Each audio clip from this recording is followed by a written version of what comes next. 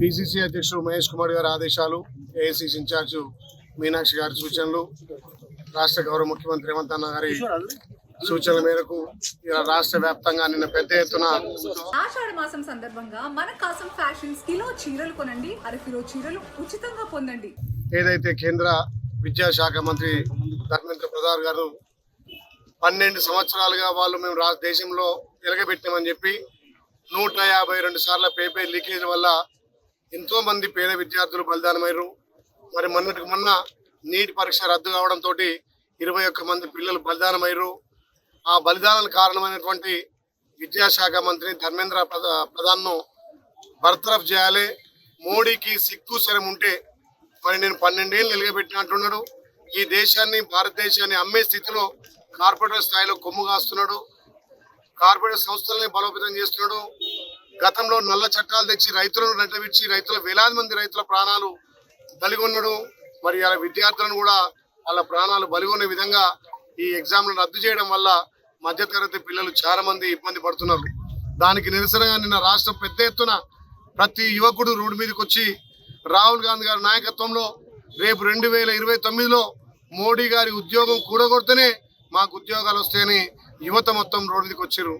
మరి పిసిసి ఆదేశాల మేరకు ఈరోజు ఆన్లైన్ నియోజకవర్గంలో 8 మండలాల్లో ఎక్కడికక్కడ నిరసన తెలిపి ఇలా రాష్ట్ర దేవాదాయ శాఖ మార్చులు పెద్దలు అక్క కొండ సురేఖ గారి ఆధ్వర్యంలో యారుటలో అక్కగారు హాజరు కావడం మాకు చాలా సంతోషం.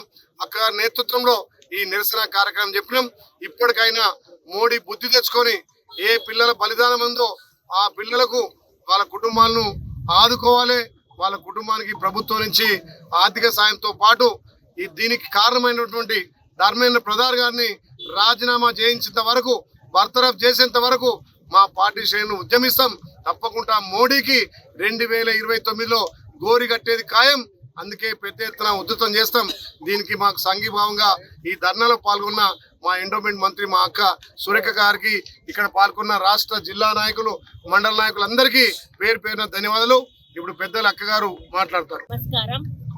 ఈ రోజు పిసిసి మరియు ఏఐసిసి ఆదేశాల మేరకు నిన్న విద్యార్థుల కోసం, నిరుద్యోగుల కోసం ఏదైతే జంతర్ మంతర్ దగ్గర ఒక ధర్నా చేపట్టడం జరిగిందో, లక్షలాది మంది కదలి వచ్చి మరి అక్కడ ఆ పార్టిసిపేట్ చేయడం, వాళ్ళను ఇష్టానుసారంగా పోలీసులు ఆడ మగ అనేటువంటి తేడా లేకుండా రక్తం వచ్చేటట్టు, తలలు పగిలేటట్టు, కాళ్ళు చేతులు విరిగేటట్టుగా వాళ్ళను కొట్టడమే కాకుండా రాహుల్ గాంధీని రోడ్డు మీద ఒక మరి పశువుని ఎట్లయితే ఈడ్చుకుపోతారో ఆ పద్ధతిలో ఆయనను ఈడ్చుకుపోవడమే కాకుండా మరి ఆయనను ఇష్టానుసారంగా ఆయనను కూడా మ్యాన్ హ్యాండ్లింగ్ చేయడము, ఈవెన్ ప్రియాంక గాంధీ ఒక మహిళ అని చూడకుండా కూడా ఆమెను కూడా మరి ఒక పద్ధతి ప్రకారంగా కాకుండా ఇష్టానుసారంగా మహిళా కానిస్టేబుల్ ఆమెను లాక్కెళ్ళడం ఏదైతే ఉందో, ముఖ్యంగా విద్యార్థులు వచ్చిన వాళ్లకు పెద్ద ఎత్తున వాళ్ళకి ఇంజురీస్ అవ్వడము, హాస్పిటల్స్ లో పడడము, ఇదంతా కూడా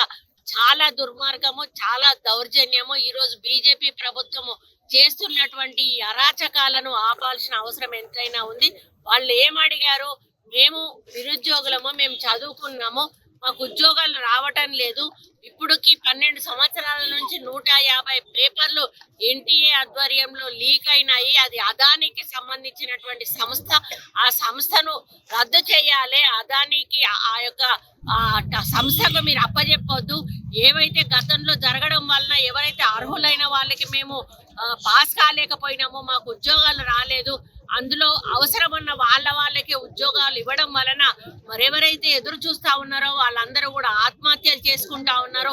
ఈరోజు నీట్ ఎగ్జామ్ క్యాన్సిల్ చేయడం వలన కూడా ఎంతో మంది ఆత్మహత్యలు చేసుకున్నారు. మాకు పారదర్శకంగా ఎగ్జామ్స్ పెట్టండి, మేము ఉద్యోగం చేస్తాము అని చెప్పి అడిగే అర్హత ఈరోజు యువతకు లేదా అని చెప్పి అడుగుతా ఉన్నాను. అప్పుడు రైతులను చంపారు, ఈరోజు యువతను చంపుతా ఉన్నారు. ఇక ముందు ఎవరిని చంపడానికి మరి ప్లాన్స్ చేస్తా ఉన్నారో నాకైతే తెలీదు. నీకు ఎందుకు అంత ప్రేమ? ఒక మినిస్టర్ని దింపడానికి నీకేంటి అంత పట్టుదల? ఈరోజు కోట్లాది మంది ఒకటే గొంతై మొత్తం కూస్తున్నప్పుడు మొత్తం దేశమంతా కూడా ఆయనను బాధ్యత వహించి రాజీనామా చేయించమంటే ఆయన చేయనప్పుడు బర్తరఫ్ చేసే అధికారం నీకున్నప్పుడు మోడీ ఎందుకు బర్తరఫ్ చేయడం లేదు అనేది ఇది ఒక ప్రశ్నగా మిగిలిపోతా ఉంది. మరి గతంలో కాంగ్రెస్ పార్టీ అధికారంలో ఉన్నప్పుడు చూసుకుంటే ఎక్కడో ట్రైన్ యాక్సిడెంట్ అయితే రైల్వే మినిస్టర్ రాజీనామా చేసేవాడు అడగకుండానే. ఆ సంస్కృతి ఆ రోజు ఉండేది. కానీ ఈ రోజు వాళ్ళ బాధ్యత ఉంది అని తెలిసినాక కూడా వాళ్ళు బర్తరఫ్ చేయకపోవడం అనేది ఇది చాలా బాధాకరం. అంటే మోడీ యొక్క ఆలోచన ఎట్లా కనిపిస్తుందంటే మీరు ఎక్కడైనా సావండి, మీరు ఏమైనా కానీ మేం చేసేది మేం చేస్తామనే పద్ధతిలో ఆయన మొండి వైఖరి అనేది ఇది సరైంది కాదు.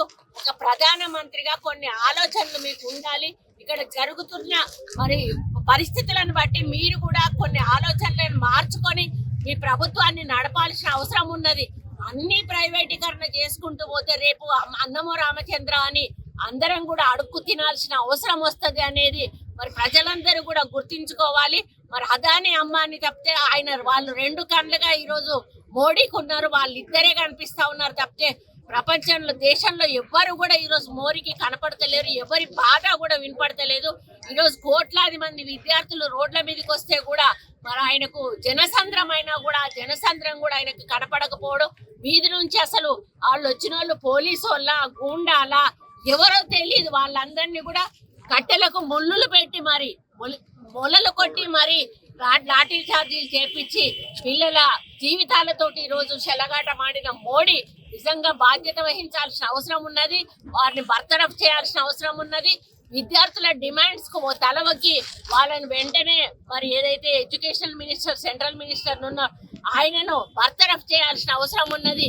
నీట్ ఎగ్జామ్ పారదర్శకంగా కండక్ట్ చేయాల్సిన అవసరం ఉన్నది.